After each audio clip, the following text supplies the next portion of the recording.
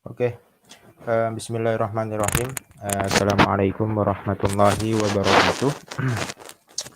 Em, Pada sesi ini, izinkan kami dari kelompok 6A untuk mempresentasikan hasil dari tugas kami di pengukuran teknik dan data akuisisi materi minggu keempat.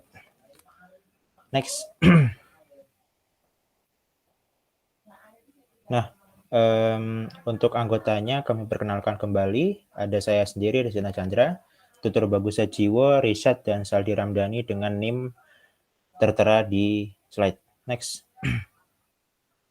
Nah, pada sesi ini kita akan membahas materi di minggu keempat, yaitu tepatnya bab 5, yaitu mulai dari kesalahan pengukuran dan analisis ketidakpastian tahap desain, kemudian identifikasi sumber kesalahan dan kesalahan sistematis dan acak, kemudian analisis ketidakpastian propagasi kesalahan, dan yang terakhir analisis ketidakpastian pengukuran ganda. Next. Nah, untuk pertama kali, izinkan saya memulai untuk sesi pertama ini. Mulai dari kesalahan pengukuran dan analisis ketidakpastian tahap desain. Next. Baik, sebelum kita memulai, alangkah lebih baiknya kita mengetahui tentang apa itu pengukuran. Jadi, pengukuran sudah dijelaskan di minggu-minggu sebelumnya, teman-teman semua, bahwa kita bisa mengambil kesimpulan dari pengukuran adalah proses menetapkan nilai ke variabel fisik berdasarkan pengambilan sampel dari populasi variabel itu. Nah, ada banyak sekali teman-teman sifat-sifat dalam pengukuran. Nah, salah satunya apa? Yaitu kesalahan atau measurement mistake atau error measurement yang sering kita sebut sebagai error. Nah, ini adalah salah satu sifat yang dimiliki dari pengukuran, sehingga di dalam pengukuran sebuah keniscayaan bahwasanya pasti mengalami yang namanya kesalahan. Next. Nah, setelah kita memahami yang namanya pengukuran dan apa saja propertiesnya, kita akan bahas tentang salah satu propertiesnya, yaitu kesalahan itu sendiri. Jadi kesalahan itu apa, teman-teman? Kesalahan adalah properti sifat dari pengukuran. Kesalahan ini menyebabkan perbedaan antara nilai yang diberikan oleh pengukuran dan nilai yang sebenarnya dari populasi variabel. Kesalahan pengukuran itu banyak ya, teman-teman, jenisnya. Salah satunya yang kita bisa ambil contoh, yaitu kalibrasi instrumen individual. Nah, karena kita tidak mengetahui nilai sebenarnya dan kita hanya mengetahui nilai yang terukur, kita harus mencari tahu nih, nilai pasti dari suatu kesalahan tersebut. Maka, untuk mengetahui nilai pasti dari kesalahan tersebut, kita harus mengambil suatu step atau langkah yang kita namakan atau yang kita kenal sebagai estimasi atau pendekatan nilai kesalahan. Next. Nah, saat ini kita akan membahas tentang estimasi dan ketidakpastian. Jadi, estimasi di sini sama dengan ketidakpastian. Maksudnya apa? Jadi estimasi ini adalah nilai yang ditetapkan yang disebut sebagai ketidakpastian. Jadi estimasi ini memiliki korelasi yang kuat dengan yang namanya ketidakpastian. Ketidakpastian ini menggambarkan interval tentang nilai terukur di mana kita menduga bahwa nilai sebenarnya harus jatuh dengan probabilitas yang dinyatakan. Sehingga probabilitas yang tidak dinyatakan, maka kita tidak boleh melakukan penetapan atas hal tersebut. Sehingga dari estimasi ini nanti kita akan menjurus ke satu titik, yaitu ke satu tahap, yaitu dinamakan analisis ketidakpastian. Jadi analisis ketidakpastian adalah proses mengidentifikasi, kemudian mengukur, dan menggabungkan kesalahan-kesalahan. Sehingga pada hasil atau result-nya nanti, targetnya kita akan menemukan hasil yang mendekati sempurna dan mendekati target dari hasil pengukuran yang kita inginkan. Next. Nah, jadi kita akan membahas dulu, teman-teman, secara singkat kesimpulan dari ketidakpastian dan juga kesalahan. Jadi ketidakpastian itu singkatnya adalah nilai numerik nilai numerik yang ditetapkan yang mengkuantifikasi rentang kemungkinan adanya suatu kesalahan. Nah, kesalahan itu secara singkat adalah efek. Jadi kesalahan itu hanya efek yang menyebabkan nilai terukur berbeda dari nilai sebenarnya. Nah, bagaimana cara membedakannya? Cara membedakannya adalah kesalahan kita sebut sebagai efek dan juga ketidakpastian adalah sebuah angka, sehingga efek dari pengukuran adalah kesalahan dan ketidakpastian itu adalah angka yang harus kita kejar untuk mendapatkan nilai yang mendekati sempurna. Sehingga para engineer dalam melakukan penetapan suatu pengukuran, hasil pengukuran memiliki rumus khusus, yaitu dalam menentukan pengukuran, yaitu hasil pengukuran yang kita lihat terukur sesuai dengan mata kita ditambah dengan estimasi ketidakpastian. Nah, itulah hasil yang mendekati nilai sempurna dari suatu pengukuran. Next.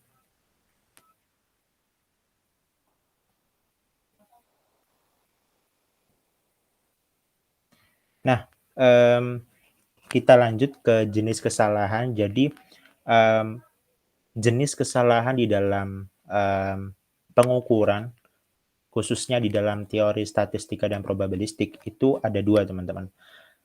Jadi ini secara singkat mungkin nanti dijelaskan secara utuh di sesi-sesi yang akan datang.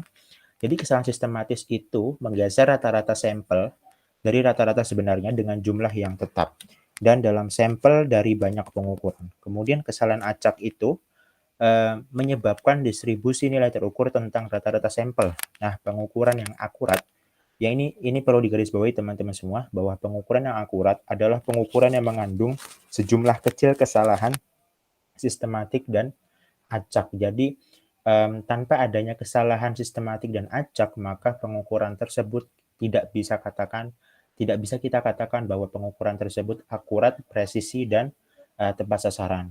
Nah, untuk kesalahan acak dan sistematis bisa kita lihat pada gambar di grafik pada slide. Kita lihat bahwasanya kesalahan sistematis itu memiliki satu nilai yang pasti. Kemudian kalau untuk kesalahan acak itu memiliki nilai-nilai yang cukup banyak, artinya bervariasi, berbeda-beda, random sifatnya.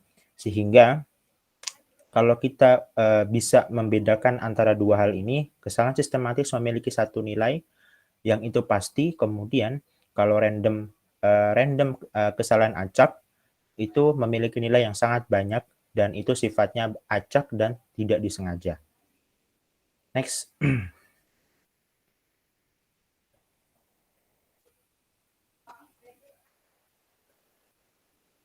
Nah, kita melaju ke sesi selanjutnya, yaitu tentang tahap dan metode. Nah, teman-teman, tadi itu adalah intro untuk memperkenalkan kita mengenai apa sih yang harus kita bahas di dalam materi kali ini. Jadi ini adalah bahasan yang akan dibahas pada presentasi sesi hari ini atau minggu ini, yaitu pertama kita akan belajar tentang tahap desain.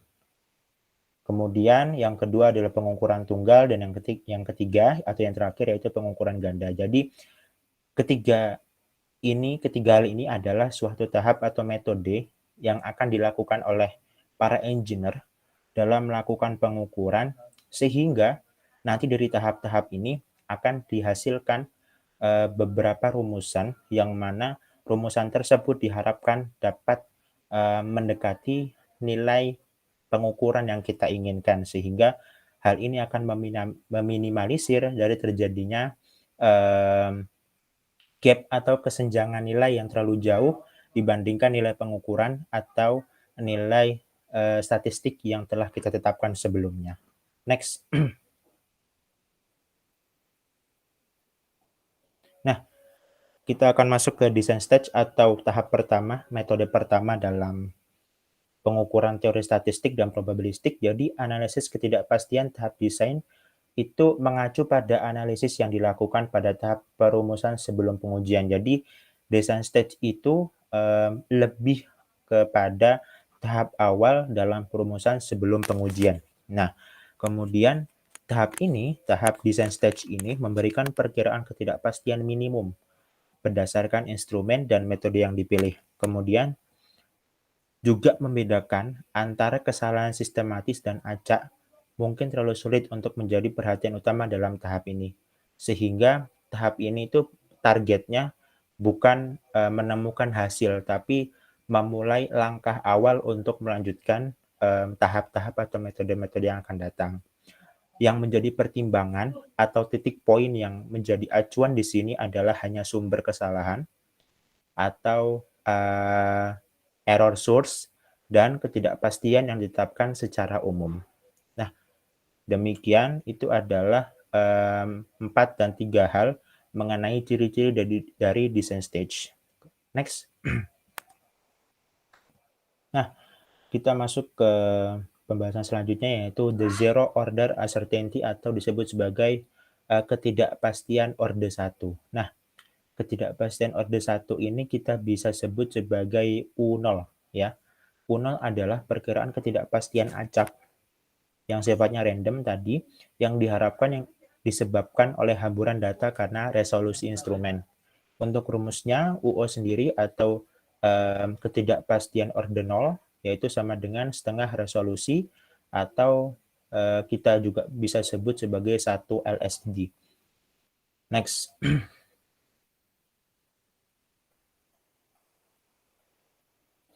Nah, lanjut kembali, kita akan membahas juga tentang metode RSS. Jadi metode RSS ini kalau secara kepanjangan atau akronimnya yaitu root sum square. Jadi metode RSS ini kalau bisa dibahas yaitu setiap kesalahan pengukuran individu berinteraksi dengan kesalahan lain untuk mempengaruhi ketidakpastian pengukuran. Jadi di dalam pengukuran itu pasti ada namanya kesalahan-kesalahan pengukuran individu yang sifatnya berdiri sendiri. Nah, kesalahan-kesalahan individu ini disebut sebagai kesalahan elemental atau kesalahan elemen-elemen tertentu, yang mana ketika kesalahan individu ini atau kesalahan elemen ini saling bertemu, nah nanti akan mempengaruhi pengukuran tersebut dan akhirnya akan disebut sebagai efek domino atau dalam teori statistik yaitu disebut sebagai perambatan ketidakpastian. Nah, untuk meminimalisir kesalahan-kesalahan tersebut, untuk menghitung kesalahan-kesalahan tersebut, maka digunakanlah metode RSS. Ini adalah metode untuk analisis toleransi statistik. Jadi RSS method ini adalah bagaimana engineer bisa mentoleransi kesalahan-kesalahan yang terjadi di dalam pengukuran. Untuk rumusnya tertera di dalam slide. Bisa di next. Nah, kemudian ada juga design stage uncertainty atau kita sebut sebagai ketidakpastian tahap desain. Jadi ketidakpastian tahap desain ini menggabungkan ketidakpastian instrumen dengan ketidakpastian ordinal. Jadi menggabungkan ketidakpastian instrumen dengan ketidakpastian ordinal. Nah, karena keterbatasan informasi yang digunakan, estimasi ketidakpastian tahap desain hanya dimaksudkan sebagai panduan untuk memilih peralatan dan prosedur sebelum pengujian dan tidak pernah digunakan untuk melaporkan hasil. Ini yang perlu digarisbawahi teman-teman semua bahwa ketidakpastian pada tahap desain itu tidak pernah digunakan untuk melaporkan hasil yang konkret untuk memberitakan atau memberitahu tentang hasil pengukuran. Next. Nah, ini adalah kesimpulan dari ketidakpastian tahap desain. Kalau bisa dijelaskan seperti ini kesimpulannya. Jadi di ketidakpastian tahap desain ini kita simbolkan sebagai UD sama dengan akar dari ketidakpastian orde 0 dipangkatkan 2 ditambah dengan ketidakpastian instrumen dipangkatkan 2. Nah, nanti dihasilkan yang namanya ketidakpastian tahap desain. Jadi intinya atau kuncinya teman-teman semua, jadi ketidakpastian tahap desain adalah gabungan dari perhitungan antara ketidakpastian orde 0 dan juga ketidakpastian di dalam suatu instrumen. untuk selanjutnya akan dibahas oleh sesi-sesi berikutnya. Next.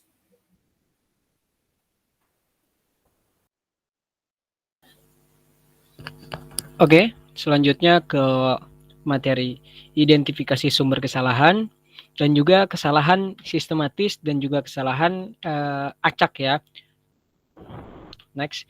Jadi sebagai pengantar bahwasanya kesalahan dalam pengukuran itu merupakan sebuah hal yang wajar ya, di mana kesalahan tersebut merupakan implikasi dari sebuah error dari aspek lain, alias terdapat sumber kesalahan yang membuat pengukuran tersebut tidak akurat dan presisi, teman-teman. Nah, kita lihat bahwasanya kesalahan pengukuran ini akan berakibat timbulnya perbedaan antara nilai yang sebenarnya dari nilai yang diukur gitu. Jadi intinya nih, ketika terjadi kesalahan gitu loh, kok bisa sih? Nah, itu timbul, kok bisa? Dari mana sih datangnya kesalahan dalam pengukuran? Sumbernya apa gitu loh. Oke. Nah, di sini jadi kita ngebahas seperti itu. Next.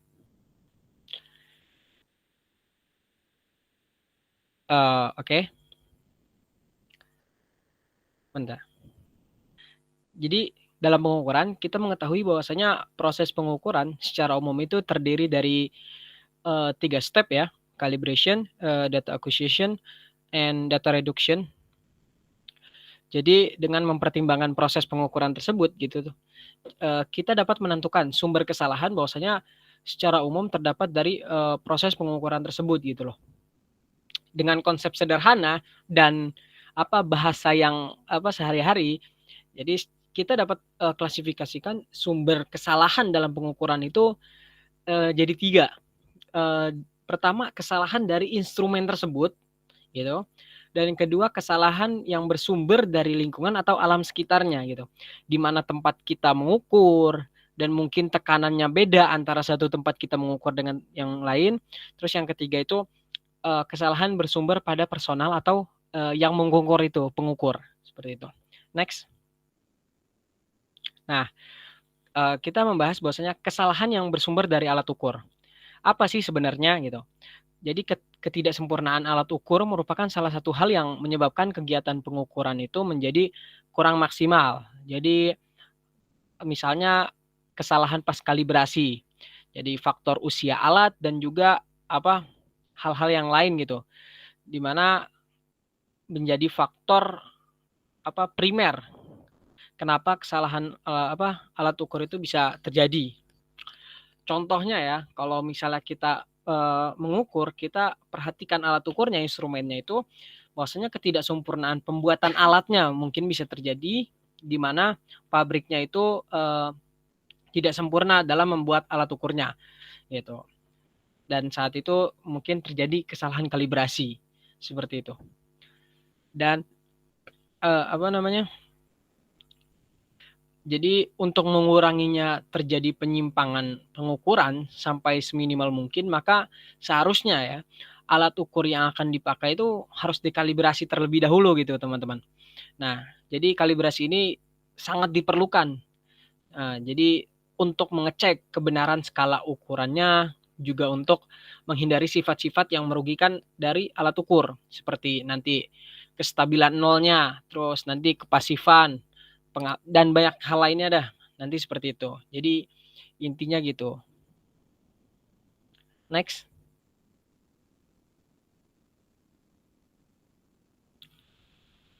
Oke. Kesalahan yang sumbernya itu dari lingkungan atau alam sekitar ya. Jadi kesalahan ini itu terjadi karena faktor alam yang kondisinya tidak menentu. Ya, kita bisa mengetahui lah ya. Jadi bisa karena perubahan suhu, cuaca, dan faktor alam lainnya. Jadi untuk beberapa kasus percobaan ini akan sangat ngefek banget gitu. Jadi ngefeknya kemana gitu? Efeknya ke hasil pengukurannya.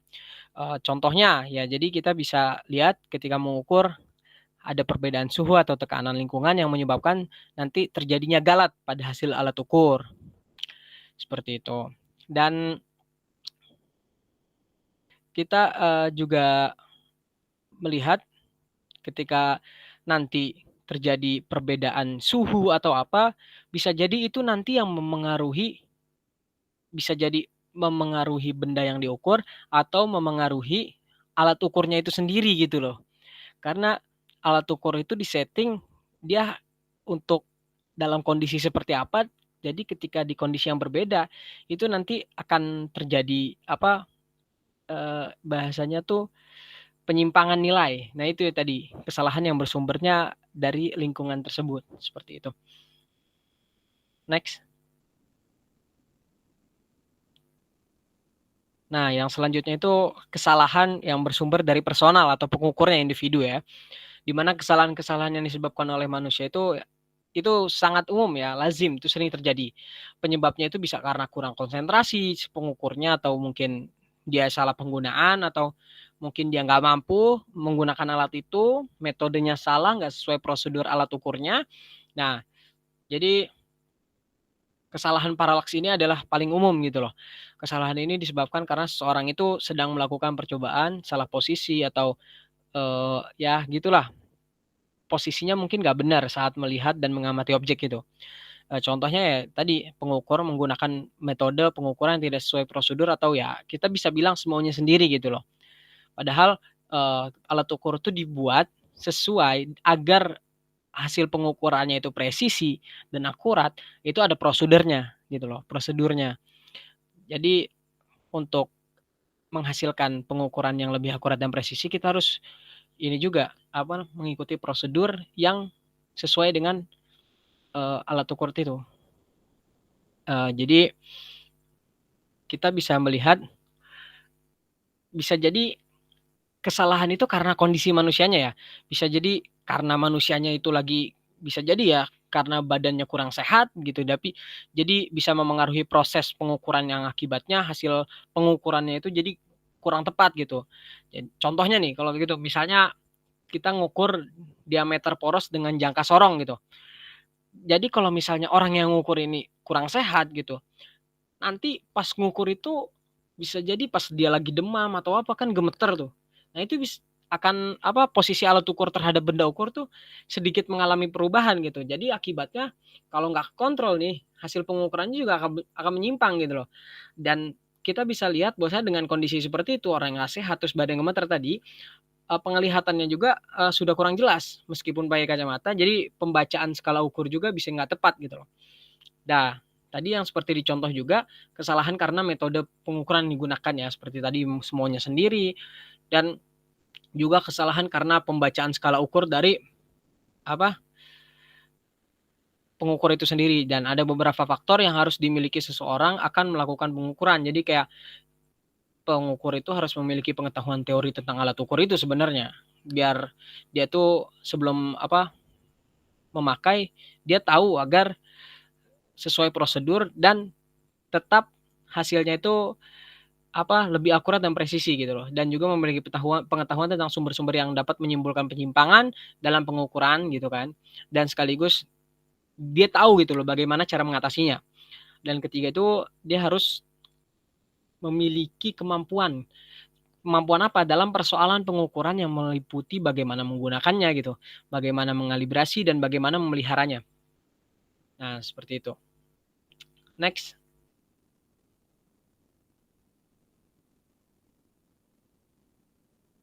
Nah, selanjutnya itu terkait kesalahan sistematis dan acak gitu loh. Systematic error dan random error.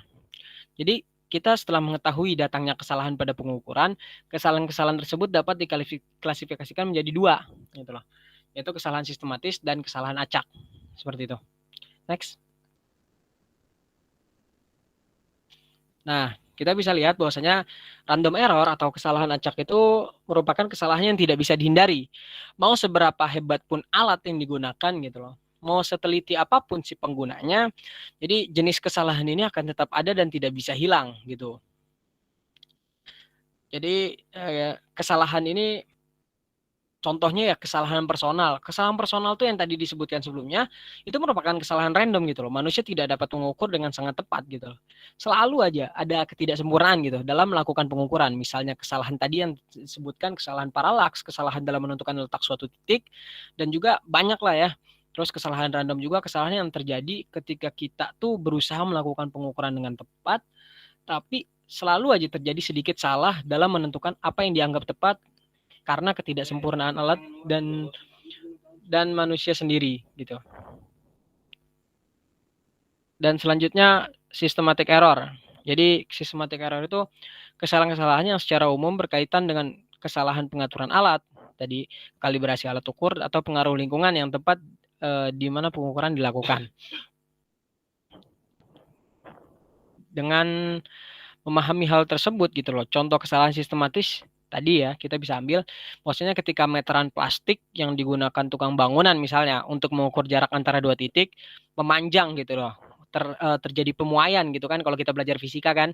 Nah itu terjadi pemuaian panjang karena apa? Karena panas gitu. Habis itu diameter ban mobil bukan diameter sebenarnya yang akan menghasilkan bacaan jarak tempuh gitu pada speedometer mobil gitu. So, karena kesalahan sistematik bisa dilacak sumbernya gitu. Maka kesalahan sistematik bisa dikoreksi dan juga dikurangi gitu. Lebih enak lah ya kalau kita menghadapi kesalahan yang sistematis itu bisa dideteksi. Tapi kalau kesalahan-kesalahan yang di luar kendali seperti kesalahan acak tadi dari manusia itu sendiri itu agak susah gitu. Oke, jadi mungkin seperti itu ya terkait identifikasi sumber masalah, sumber masalah pengukuran, kesalahan pengukuran dan kesalahan acak dan kesalahan sistematis. Dan selanjutnya akan dilanjutkan materinya oleh teman saya. Sekian. Oke, materi selanjutnya itu analisis ketidakpastian propagasi kesalahan dan tingkat lanjut. Analisis ketidakpastian propagasi kesalahan. Nah, analisis ini berguna untuk misalkan kita ingin menentukan berapa lama waktu yang dibutuhkan untuk mengisi kolam renang dari selang. Salah satu caranya adalah dengan mengukur waktu yang dibutuhkan untuk mengisi ember volume yang diketahui untuk memperkirakan laju aliran dari selang. Nah, berbekal dengan pengukuran volume kolam, kita dapat menghitung waktu untuk mengisi kolam. Jelas error kecil dalam memperkirakan laju aliran dari selang akan diterjemahkan ke dalam perbedaan besar dalam waktu yang dibutuhkan untuk mengisi kolam. Nah, di sini kita menggunakan nilai yang diukur, laju aliran, dan volume untuk memperkirakan hasil waktu yang diperlukan untuk mengisi kolam. Masuk ke definisi sendiri, dalam dunia pengukuran, jumlah apapun yang diukur pastinya mengandung kesalahan. Proses mengevaluasi kesalahan dalam jumlah yang dihitung dari nilai-nilai yang diamati yang memiliki kesalahan itulah yang disebut dengan propagasi kesalahan atau propagation error. Next. Hubungan umum dari variabel X dan variabel Y adalah Y9Fx. Dari gambar samping, jika kita melakukan beberapa kali percobaan, pasti akan ada ketidakpastian. Kita simbolkan ketidakpastian seperti pada slide tersebut, maka persamaan dari Y9Fx otomatis berubah menjadi persamaan berikut. Dan kemudian dijabarkan dengan metode Taylor series. Next. Kemudian lanjut ke analisis ketidakpastian tingkat lanjut. Pada tingkat lanjut, analisis ketidakpastian mempertimbangkan prosedural dan error control test yang mempengaruhi pengukuran. Analisis tingkat lanjut bisa juga disebut analisis ketidakpastian pengukuran tunggal yang bisa digunakan untuk mengestimasikan ketidakpastian yang tidak diekspektasikan dan melaporkan hasil dari tes yang melibatkan pengukuran dengan satu atau lebih parameter, tapi tidak ada atau sedikit pengulangan pengukuran variabel terkait pada setiap kondisi. Analisis ketidakpastian tingkat lanjut adalah pengembangan dari design stage analysis. Lanjut. Kemudian, apa sih tujuan dari analisis ketidakpastian tingkat lanjut ini? Tujuannya adalah untuk mengestimasikan ketidakpastian pada beberapa nilai X atau beberapa hasil R dengan beberapa teknik yang menggunakan pendekatan langkah demi langkah untuk mengidentifikasi dan mengestimasi ketidakpastian dan error. Oke, lanjut. Nah, Selanjutnya yaitu ketidakpastian orde ke-0. Pada ketidakpastian orde ke-0, semua variabel dan parameter yang memberi efek terhadap hasil dari pengukuran, termasuk waktu, diasumsikan tetap kecuali dilakukan fisik dari observasi sendiri. Nilai U0 adalah estimasi dari perpanjangan variasi yang berada di nilai yang terukur ketika semua efek yang mempengaruhi sudah terkontrol. Maka ketidakpastian orde ke-0 tidak cukup untuk melaporkan hasil tes. Next. Yang selanjutnya yaitu ketidakpastian orde tinggi. Pada ketidakpastian orde tinggi, mempertimbangkan keterkendalian dari kondisi operasi tes dan variabilitas dari semua variabel terukur. Pada orde pertama, kita mungkin membuat seri pengukuran tiap waktu dan mengkalkulasikan variasi pada pengukuran tersebut. Ketidakpastian orde pertama dapat dirumuskan seperti pada slide. Next. Nah, ketidakpastian pada U1 meliputi efek dari U0. Jadi ketika U1 sama dengan U0 adalah ketika waktu tidak termasuk faktor dalam tes. Maka ketidakpastian orde pertama tidak cukup untuk melaporkan hasil tes. Next. Selanjutnya itu ketidakpastian orde tinggi pada estimasi final. Karakteristik kalibrasi instrumen dimasukkan ke skema melalui instrumen ketidakpastian atau UC. Nah, estimasi praktikal dari ketidakpastian orde ke N dirumuskan ke seperti pada slide. Nah, analisis ketidakpastian pada orde ke N dibolehkan untuk dibandingkan antara hasil dari tes yang sama yang didapat menggunakan instrumen yang berbeda atau fasilitas tes yang berbeda. Next.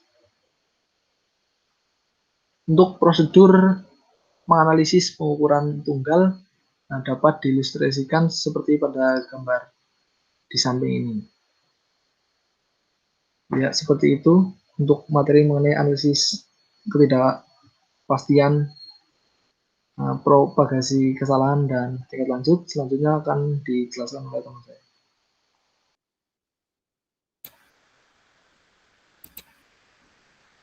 Baik, yang selanjutnya adalah analisis ketidakpastian pengukuran ganda atau berulang.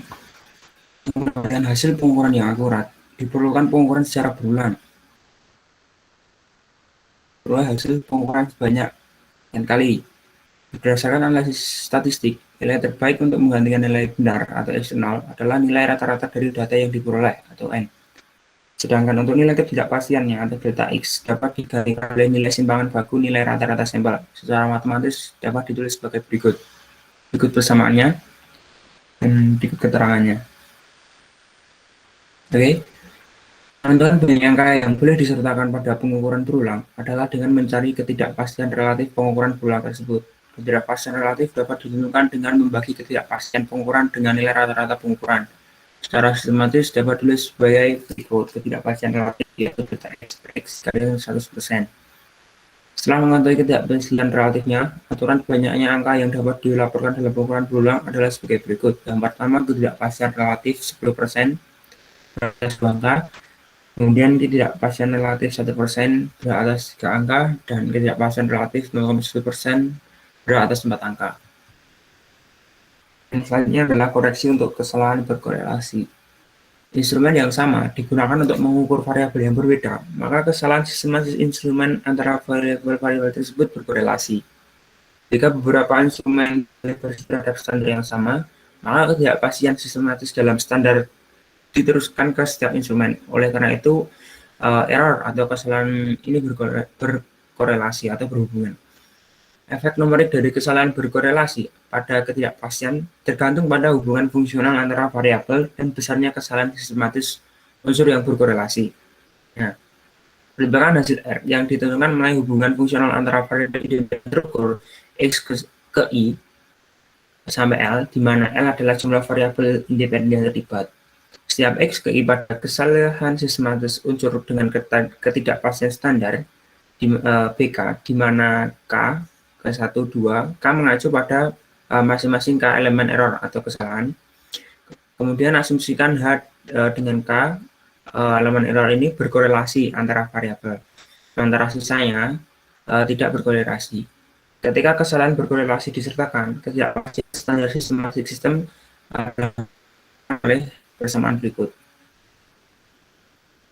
Berikut persamaannya skema ke I sampai ke L, theta Bx ke I kuadrat plus 2 sigma I 1 sampai L-1 dalam kurung pangkat setengah, di mana indeks J merupakan counter equal I plus 1. Kemudian theta ke I, delta R per delta X ke I. Kemudian covariance Bx ke I dan X level ke J untuk menghitung korelasi error pada persamaan berikut. Dalam keterangan di mana adalah jumlah unsur error yang berkorelasi antara variabel X ke I dan X ke J, dan H adalah counter untuk setiap kesalahan berkorelasi. Perhatikan bahwa persamaan 5.40 mengurangi ke persamaan 5 ke 6 ketika tidak ada kesalahan yang berkorelasi, yaitu ketika H sama dengan 0. Kemudian ada sebuah permasalahan, misalkan hasilnya adalah fungsi dari 3 variabel error sistematis yang terkait dengan variabel X ke-1 dan ke-2 dan X ke-3. Hanya error unsur sistematis pertama dan kedua yang terkait dengan variabel kedua dan ketiga atau X2 dan X3 yang ditentukan berkorelasi karena error ekspresikan ketidakpastian standar sistematis dalam hasil dan temuan istilah covariance. Nah, solusi pada permasalahan tersebut dengan menggunakan persamaan berikut. BR untuk korelasi error H sama dengan 2 dan hubungan variabel 2 dan ketiga I yaitu 2 dan J yang 3. Kemudian menghasilkan persamaan tersebut dan menghasilkan persamaan kovarian Bx ke I atau X2 dan Xj atau J3 sigma H dari 1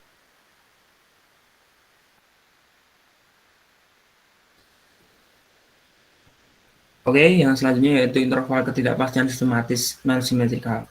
Suatu kesalahan harus dibatasi pada suatu sisi tentang nilai rata yang diukur, sehingga ketidakpastian sistematis lebih baik dijelaskan oleh interval non-simetrik. Jika kita memberikan sebagai distribusi normal, maka kita bisa berasumsi bahwa batas yang ditentukan menggunakan PF untuk menutupi 95% dari distribusi error. Nah, berikut contoh grafik sampel hasil rata-rata berdistribusi normal ya. Nah, distribusi normal dan nilai rata pengukuran diperoleh dengan persamaan berikut disebut dengan huruf Q kecil. Kemudian ketidakpastian standar sistematis memiliki lebar rata-rata berikut B min X. Untuk menyatakan nilai sebenarnya menggunakan ketidakpastian standar gabungan, yaitu mu X sama dengan akar dari B kuadrat X plus simbangan baku X per kuadrat. Nah, kemudian presentasi dari kelompok kami, saya kembalikan ke Mas Nandra. Baik, terima kasih atas perhatiannya. Kurang lebihnya kami mohon maaf. Wassalamualaikum warahmatullahi wabarakatuh. Waalaikumsalam warahmatullahi wabarakatuh.